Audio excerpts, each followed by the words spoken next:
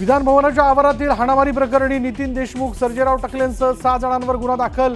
विधानसभा अध्यक्ष राहुल नार्वेकरांची माहिती, प्रकरण विशेष अधिकार समितीकडे सोपवल्याचंही केलं नमूद।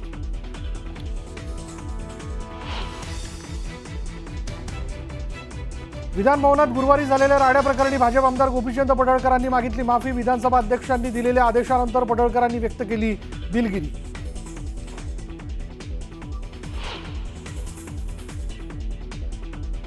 माझ्यासोबत मी कुणालाही आणत नाही, मात्र घडलेल्या घटनेमुळे मी दुःखी। जितेंद्र आव्हाडांची प्रतिक्रिया।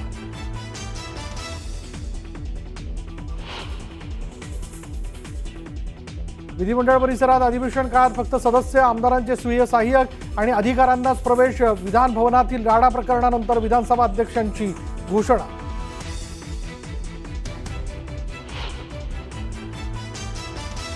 गुरुवारी झालेल्या राड्यानंतर मुख्यमंत्री आक्रमक, सर्व आमदार माजलेत अशी जनतेची भावना। टीका फक्त पडळकर आव्हाडांवर नाही तर सर्वांवर होते। मुख्यमंत्र्यांनी आमदारांना सुनावलं।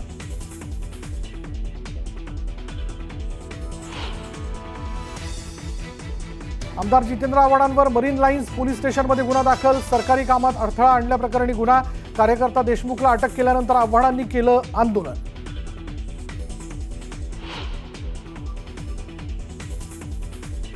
आव्हाडांच्या कार्यकर्त्याला अटक झाल्यानंतर रोहित पवार संतापले। हातवारे करून बोलू नका, आवाज खाली करा।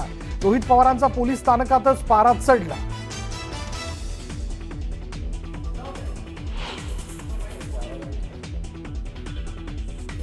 विधान भवनाच्या 500 दर ठरले तर 500 बाहेर विक्री केली जाते। अनिल परबांचा आरोप, तर पुरावे द्या, मंत्री शंभूराज देसाईंचं उत्तर।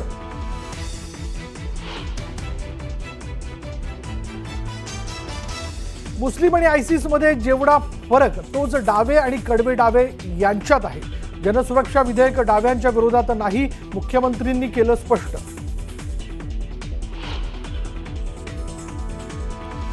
नाना पटोलेंनी बॉम्ब आणला, आमच्यापर्यंत पोहोचलाच नाही। कुठल्याही आजी माजी मंत्र्यांची हनी ट्रॅप प्रकरणात तक्रार नाही, ना हनी आहे ना ट्रॅप आहे।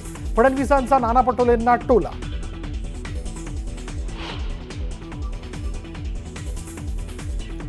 हनी ट्रॅप प्रकरणी तपास यंत्रणा नाशिकमध्ये दाखल। नाशिकमधील वरिष्ठ महसूल अधिकारी अडकल्याची चर्चा।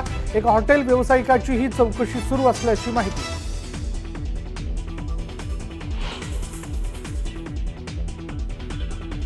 महादेव मुंडेची हत्या, वाल्मिक कराडच्या सांगण्यावरून महादेव मुंडेचा मांसाचा तुकडा 8 दिवस घेऊन आरोपी फिरत होते।